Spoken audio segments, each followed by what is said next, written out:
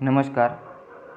આ વિડીયોમાં આપણે ધોરણ 10માં વિજ્ઞાન અને ટેકનોલોજી વિષયમાં પ્રથમ પ્રકરણ રાસાયણિક પ્રક્રિયાઓ અને સમીકરણોમાં પાઠ્યપુસ્તકના મુદ્દા નંબર 1.1માં રાસાયણિક સમીકરણ વિશે વિગતવાર જોઈશું। તો પ્રથમ તો આપણને ખબર હોવી જોઈએ કે રાસાયણિક સમીકરણ શું છે। ગણિતમાં જેમ ગણતરીની પ્રક્રિયાને ટૂંકી રીતે લખવા ગાણિતિક સમીકરણો હોય છે, તેમ વિજ્ઞાનમાં પણ રાસાયણિક પ્રક્રિયાને ટૂંકી રીતે લખવા માટે રાસાયણિક સમીકરણની રચના કરવામાં આવી છે। આ રાસાયણિક સમીકરણ શું છે એ આપણે સમજવા માટે આપણે એક ઉદાહરણ લઈએ। આપણે અગાઉના વિડીયોમાં જ પ્રવૃત્તિનો અભ્યાસ કર્યો, રાસાયણિક પ્રક્રિયાની વિવિધ પ્રવૃત્તિનો અભ્યાસ કર્યો। એ જ પ્રવૃત્તિને આપણે ઉદાહરણ તરીકે લઈ અને રાસાયણિક સમીકરણ વિશે સમજીએ।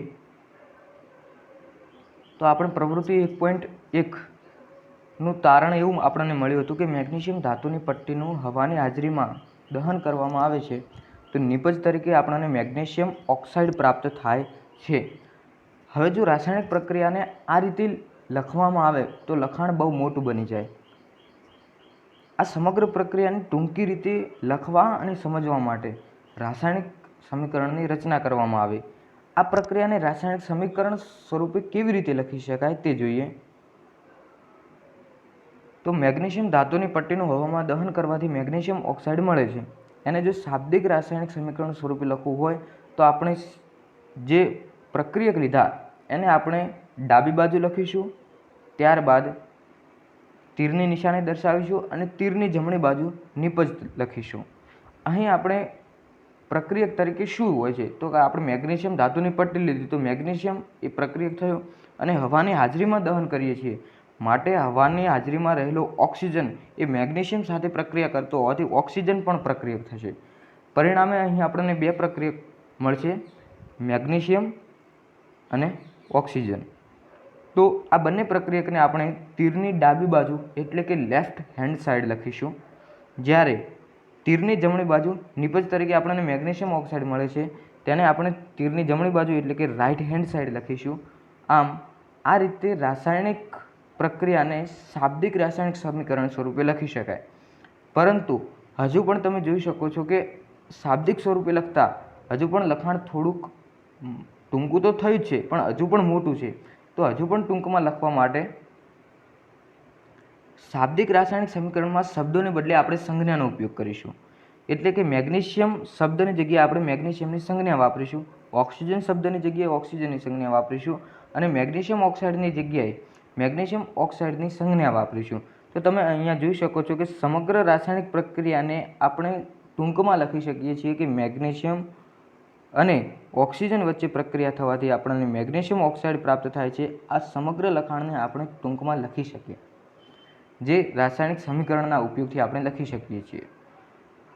આવા જ એક અન્ય રાસાયણિક સમીકરણનો અભ્યાસ કરીએ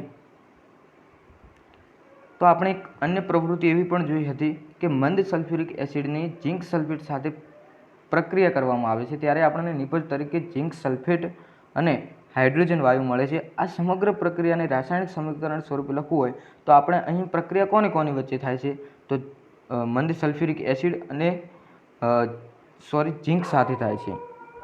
ઝિંક સલ્ફેટ નહીં પરંતુ ઝિંક સાથે થાય છે। મંદ સલ્ફ્યુરિક એસિડની ઝિંક સાથેની પ્રક્રિયાથી ઝિંક સલ્ફેટ અને હાઇડ્રોજન વાયુ મળે છે।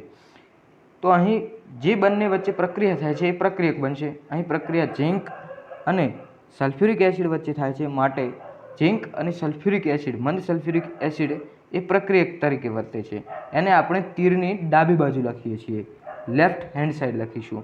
જ્યારે આપણને નિપજ તરીકે શું મળે છે તો કે આ બંને વચ્ચે પ્રક્રિયા થઈ નિપજ તરીકે ઝિંક સલ્ફેટ અને હાઇડ્રોજન વાયુ મળે છે તો એને આપણે તીરની જમણી બાજુ લખીશું એટલે કે રાઇટ હેન્ડ સાઈડ લખીશું। અહીં ઝિંક અને મંદ સલ્ફ્યુરિક એસિડ આપણા પ્રક્રિયક થશે, જ્યારે ઝિંક સલ્ફેટ અને હાઇડ્રોજન વાયુ આપણા નિપજ તરીકે વર્તશે। અન્ય એક રાસાયણિક સમીકરણ જોઈએ તો જ્યારે આપણે શરૂઆતના જ વિડીયોમાં જોયું હતું કે લોખંડ જો ભેજવાળી હવાના સંપર્કમાં રહે છે તો તેનું કાટમાં રૂપાંતરણ થાય છે। આ એક રાસાયણિક પ્રક્રિયા હતી પરંતુ એ રાસાયણિક પ્રક્રિયાને અહીંયા સમીકરણ સ્વરૂપે દર્શાવ્યું છે કે લોખંડ કે જેને આપણે આયન કહીએ છીએ તેને Fe વડે દર્શાવવામાં આવ્યું છે એ પાણી એટલે કે ભેજવાળી હવાના સંપર્કમાં એટલે કે અહીંયા ભેજવાળી હવાના સંપર્કમાં એટલે ભેજના સંપર્કમાં અને ભેજ એટલે પાણી H2O Fe અને H2O આયર્ન એટલે કે લોખંડ અને પાણીના અણુ વચ્ચે પ્રક્રિયા થાય છે ત્યારે કાટ બને છે. કાટ એટલે કે ફેરિક ઓક્સાઇડ. એને રાસાયણિક સમીકરણ સ્વરૂપે લખવું હોય તો એને ફેરિક રાસાયણિક સંયોજન સ્વરૂપે લખવું હોય તો તેને ફેરિક ઓક્સાઇડ સ્વરૂપે લખી શકાય. અને વત્તા હાઇડ્રોજન વાયુ પણ ઉત્પન્ન થાય છે. તો આ જે લોખંડની કાટ લાગવાની પ્રક્રિયા છે એને રાસાયણિક સમીકરણ સ્વરૂપે અહીંયા દર્શાવેલ છે. હવે તમે અહીંયા સ્પષ્ટ જોઈ શકો છો કે આપણે પ્રક્રિયક અને નિપજ એ બંનેમાં જેટલા પ્રકારના તત્વના પરમાણુ આવેલા છે એ તમામ પ્રકારના તત્વના પરમાણુની આપણે ગણતરી કરીશું. તો અહીં કુલ 3 પ્રકારના તત્વ આપણને જોવા મળે છે. એક Fe આયન, બીજું હાઇડ્રોજન H અને ત્રીજું ઓક્સિજન. પ્રક્રિયક અને નિપજ બાજુ આ 3 પ્રકારના જ તત્વ આવેલા છે. હવે ત્રણેય પ્રકારના તત્વોના પરમાણુની સંખ્યા ગણીએ. બંને બાજુ ગણીશું, પ્રક્રિયક બાજુ અને નિપજ બાજુ એટલે કે ડાબી બાજુ અને જમણી બાજુ એની સંખ્યા ગણીશું. તો પ્રથમ આપણે Fe એટલે કે આયન પરમાણુની ડાબી બાજુ સંખ્યા જોઈએ તો ડાબી બાજુ આયર્નના એક જ પરમાણુ આવેલો છે, જ્યારે જમણી બાજુ એના 3 પરમાણુ આવેલા છે.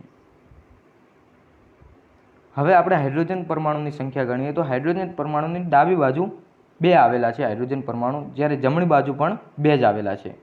પ્રક્રિયક અને નિપજ બાજુ હાઇડ્રોજન પરમાણુની સંખ્યા સમાન છે. હવે આપણે ઓક્સિજન પરમાણુની સંખ્યા ગણીએ તો ઓક્સિજન પરમાણુ ડાબી બાજુ 1 છે, જ્યારે જમણી બાજુ 4 ઓક્સિજન પરમાણુ આવેલા છે. હવે અહીંયા આપણે જોવા મળ્યું કે પ્રક્રિયક અને નિપજ બાજુ પરમાણુની સંખ્યામાં તફાવત જોવા મળે છે. આપણે અગાઉના ધોરણમાં દળ સંચયનો નિયમ ભણી ગયા કે દ્રવ્યનો કુલ જથ્થો અચળ રહે છે. દળ સંચયનો નિયમ અહીંયા સમજવો હોય તો આપણે એવી રીતે સમજી શકીએ કે પ્રક્રિયક અને નિપજ બાજુ જેટલા પ્રમાણમાં તમે પ્રક્રિયક લેશો એટલા જ પ્રમાણમાં નિપજ મળશે. એટલે કે પ્રક્રિયક બાજુ પરમાણુ કોઈ એક પ્રકારના પરમાણુની સંખ્યા એ જ અને નિપજમાં એ જ પ્રકારના તત્વના પરમાણુની સંખ્યા સમાન રહેવી જોઈએ, બદલાવી જોઈએ નહીં. તો દળ સંચયના નિયમ મુજબ પ્રક્રિયક અને નિપજમાં પરમાણુની સંખ્યા સમાન રહેવી જોઈએ, પરંતુ આપણે અહીંયા જોયું કે આયન અને ઓક્સિજનમાં આ બંને તત્વોમાં પ્રક્રિયક અને નિપજ બાજુ પરમાણુની સંખ્યા જુદી જુદી આવેલી છે. પરિણામે આ સમીકરણ સંતુલિત નથી અને રાસાયણિક સમીકરણને સંતુલિત કરવું પડશે, કારણ કે દળ સંચયના નિયમ મુજબ બંને બાજુ પરમાણુની સંખ્યા સમાન રહેવી જોઈએ. કોઈ એક જ તત્વના પરમાણુની સંખ્યા ડાબી બાજુ અને કોઈ એક જ તત્વના પરમાણુની સંખ્યા જમણી બાજુ એ બંને સમાન રહેવી જોઈએ. તો રાસાયણિક સમીકરણ સંતુલિત કરવા માટે કુલ 7 સોપાન છે. સોપાન 1 સંયોજનની ફરતે બોક્સ બનાવવું. સોપાન 2 બંને બાજુ દરેક તત્વના પરમાણુની સંખ્યા ગણવી, એટલે કે પ્રક્રિયક બાજુ અને નિપજ બાજુ કોઈ એક તત્વ પસંદ કરી અને એના પરમાણુની સંખ્યા ગણવી. બરાબર. એ રીતે જેટલા પ્રકારના તત્વ આવેલા હોય દરેક પ્રકારના તત્વના પરમાણુની સંખ્યા ગણીશું. ત્યારબાદ જોઈશું કે કઈ કઈ સંખ્યામાં ફેરફાર થાય છે. જે તત્વની પરમાણુની સંખ્યામાં ફેરફાર થાય છે તેમાં સૌથી વધુ સંખ્યા ધરાવતા પરમાણુ આવેલા હશે તો એ સંયોજનને સંતુલિત આપણે કરીશું. પ્રથમ આપણે એ તત્વને સંતુલિત કરીશું કે જેની સંખ્યા સૌથી વધુ હોય. ત્યારબાદ ક્રમશઃ બીજું અને ત્યારબાદ ક્રમશઃ ત્રીજું તત્વ પસંદ કરીશું. આ રીતે જેટલા પ્રકારના તત્વના પરમાણુ આવેલા હોય એ તમામ પ્રકારના તત્વના પરમાણુને સંતુલિત કર્યા પછી આપણે છેલ્લે સમીકરણ સંતુલિત થયું છે કે નહીં એની ચકાસણી કરીશું. અને છેલ્લા સોપાનમાં 7મા સોપાનમાં આપણે સંયોજનની ભૌતિક અવસ્થા લખીશું. હવે ક્રમશઃ આપણે વિગતવાર દરેક સોપાનનો અભ્યાસ કરીએ. તો પ્રથમ જે સંયોજનની ફરતે બોક્સ બનાવવું. અહીં આયન, પાણી, ફેરિક ઓક્સાઇડ અને હાઇડ્રોજન વાયુ કુલ 4 પ્રકારના સંયોજનો છે. આ 4 પ્રકારના સંયોજનની ફરતે બોક્સ બનાવવાનો હેતુ એક જ છે કે આપણે જ્યારે પણ સંયોજનના પરમાણુઓને સંતુલિત કરવા માટે આપણે એને જુદા જુદા અંક વડે ગુણીશું. ત્યારે આપણે ધ્યાને એ રાખવાનું છે કે બોક્સની અંદર કોઈ જ ફેરફાર થવો જોઈએ નહીં, કારણ કે અહીંયા જો H2Oમાં પાણીના અણુમાં જો હું ઓક્સિજનના પરમાણુને 2 કરવા માટે ઓક્સિજનના પાછળની બાજુ જો 2 લખીશ તો H2O2 એટલે કે હાઇડ્રોજન પેરોક્સાઇડ બની જશે, એટલે કે સમગ્ર પદાર્થ એક નવો પદાર્થ બની જશે કે જેના ગુણધર્મો પાણીના ગુણધર્મો કરતાં જુદા હશે. આમ જો આપણે જો બોક્સની અંદર અંક લખીશું તો સમગ્ર સંયોજનનું બંધારણ બદલાઈ જશે, સમગ્ર પદાર્થ બદલાઈ જશે. આપણે એવું કરી શકતા નથી. અહીંયા રાસાયણિક પ્રક્રિયાથી આયન અને પાણીની ભેજ સાથે પ્રક્રિયા થઈ, હવામાનના ભેજ સાથે પ્રક્રિયા થઈ ફેરિક ઓક્સાઇડ અને હાઇડ્રોજન વાયુ જ મળે છે, અન્ય કોઈ પ્રકારનો પદાર્થ મળતો નથી. પરિણામે આપણે સંયોજનના બંધારણમાં કોઈ જ ફેરફાર નહીં કરીએ, ફક્ત તેની આગળ તેની બોક્સની બહારની બાજુ આગળની બાજુ અંક મૂકી અને તેને સંતુલિત કરવા પ્રયત્ન કરીશું. આમ પ્રથમ તબક્કામાં આપણે બોક્સ બનાવવાનો હેતુ એ જ છે કે અંદર બોક્સની અંદર રહેલા સંયોજનના બંધારણમાં કોઈ ફેરફાર થવો જોઈએ નહીં. સોપાન 2, બંને બાજુ દરેક તત્વના પરમાણુની સંખ્યા ગણવી. આગળ આપણે ગણી એ જ રીતે અહીં આપણે ડાબી બાજુ અને જમણી બાજુ, પ્રક્રિયક બાજુ અને નિપજ બાજુ દરેક પ્રકારના તત્વના પરમાણુની સંખ્યા ગણીશું.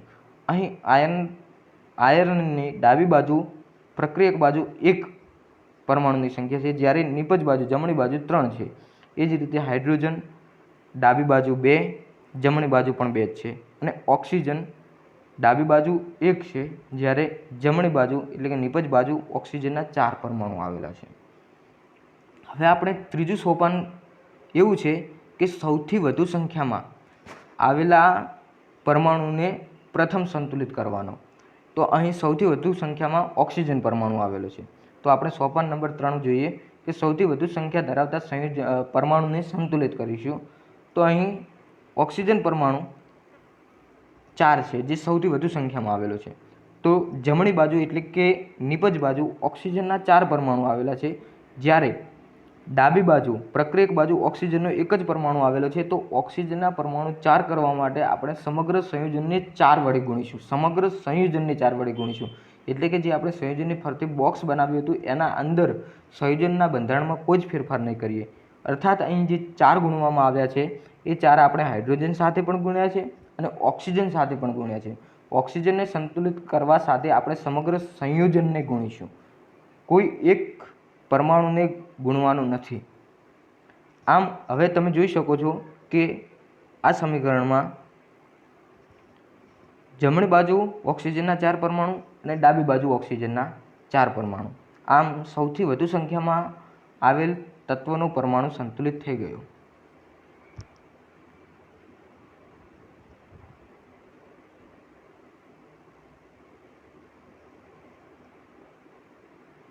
હવે ક્રમશઃ બીજું તત્વ પસંદ કરીશું. હવે અહીંયા આપણે હાઇડ્રોજન તત્વને પસંદ કરીએ. તો પ્રથમ ત્રીજા સોપાન સુધી આપણે ઓક્સિજનને સંતુલિત કર્યો. હવે આપણે જોઈશું, હવે આપણે નવી ગણતરી કરીશું.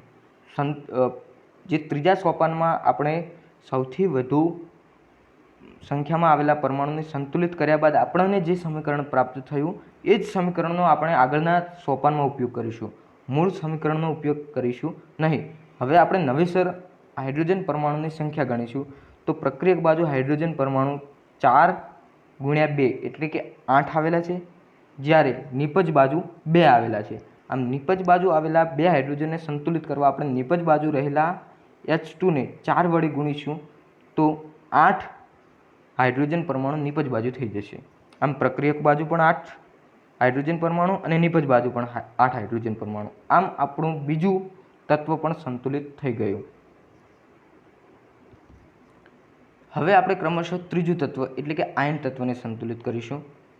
જે આપણે ચોથા સોપાનમાં અંતે જે આપણને સંતુલિત હાઇડ્રોજન અને ઓક્સિજન પરમાણુ સંતુલિત કર્યા બાદ જે સમીકરણ મળ્યું એ જ સમીકરણનો 5મા સોપાનમાં ઉપયોગ કરીશું. તો અહીં આપણે જોઈ શકીએ છીએ કે નિપજ બાજુ આયનના 3 પરમાણુ છે, જ્યારે પ્રક્રિયક બાજુ 1 જ છે. આમ આયનને સંતુલિત કરવા આપણે પ્રક્રિયક બાજુ 3 વડે આયનને ગુણીશું. આમ હવે તમે જોઈ શકશો કે સમગ્ર તત્વ સંતુલિત કરી નાખ્યા. 3 પ્રકારના તત્વ આવેલા હતા. 3 પ્રકારના તત્વના પરમાણુને આપણે સંતુલિત કરી લીધા। હવે આપણે છઠ્ઠા સોપાનમાં આપણે એ જોવાનું છે કે બધા જ પરમાણુ સંતુલિત થયા કે નહીં। તો આપણે જોઈ લઈશું પ્રક્રિયક બાજુ આયનના 3 પરમાણુ, નિપજ બાજુ 3 પરમાણુ, આયન સંતુલિત થઈ ગયું। હવે હાઇડ્રોજન પરમાણુની સંખ્યા ગણીએ તો હાઇડ્રોજનના પ્રક્રિયક બાજુ 4 × 2 એટલે કે 8 પરમાણુ, એ જ રીતે નિપજ બાજુ 4 × 2 8 પરમાણુ, હાઇડ્રોજન પણ સંતુલિત થઈ ગયું। હવે ઓક્સિજન પરમાણુ જોઈએ તો ઓક્સિજન પરમાણુના અહીંયા આ 4 હાઇડ્રોજન સાથે ગુણાયેલા છે, એ જ રીતે ઓક્સિજન સાથે પણ ગુણાયેલા છે। આમ ઓક્સિજનના પ્રક્રિયક બાજુ 4 પરમાણુ છે, તો અહીં પણ નિપજમાં પણ ઓક્સિજનના 4 પરમાણુ છે। આમ આપણું સમગ્ર રાસાયણિક સમીકરણ સંતુલિત થઈ ગયું છે। દળ સંચયના નિયમનું અહીં પાલન થઈ ગયું છે। હવે 7મા સોપાનમાં આપણે એની ભૌતિક અવસ્થા લખવાની છે। ભૌતિક અવસ્થા અમુક પ્રક્રિયામાં લખવી અનિવાર્ય હોય છે કે જ્યાં તાપમાન, દબાણ એનો ઉલ્લેખ કરવાનો હોય, જ્યારે અમુક પરિસ્થિતિમાં આવશ્યક હોતી નથી, પરંતુ અહીં આપણે દર્શાવી દઈએ। જેમ કે આપણે લોખંડ એ ભેજવાળી હવાના સંપર્કમાં આવે છે। લોખંડ એ આપણને ખબર છે ઘન સ્વરૂપમાં છે, તો એને આપણે સોલિડ એટલે કે એસ સંજ્ઞાથી દર્શાવીશું। ત્યારબાદ ભેજવાળી હવા એટલે કે હવામાંનો ભેજ છે, અહીંયા પાણી તો છે જ પણ હવામાં છે, બાષ્પ સ્વરૂપે છે, માટે તેને ગેસ વાયુ સ્વરૂપે હોવાથી જી વડે દર્શાવીશું। એ જ રીતે ફેરિક ઓક્સાઇડ જે કાટ મળે છે એ આપણને ઘન અવસ્થામાં મળે છે, અને જ્યારે કાટ ઘન અવસ્થામાં મળે એટલે એને સોલિડ એટલે કે એસ સ્વરૂપે દર્શાવીશું। જ્યારે હાઇડ્રોજન વાયુ સ્વરૂપે ઉત્પન્ન થાય છે, માટે તેને આપણે જી સ્વરૂપે દર્શાવીશું। આમ આપણે સંયોજનની ભૌતિક અવસ્થા 7મા સોપાનમાં લખીશું। આમ આપણું સમગ્ર રાસાયણિક પ્રક્રિયા સમીકરણ આ રીતે રાસાયણિક સમીકરણ સ્વરૂપે લખવું હોય તો આ રીતે લખી શકાય। આમ અહીં આપણે મુદ્દા નંબર 1.1 રાસાયણિક સમીકરણ કઈ રીતે લખી શકાય તેનો અભ્યાસ કર્યો।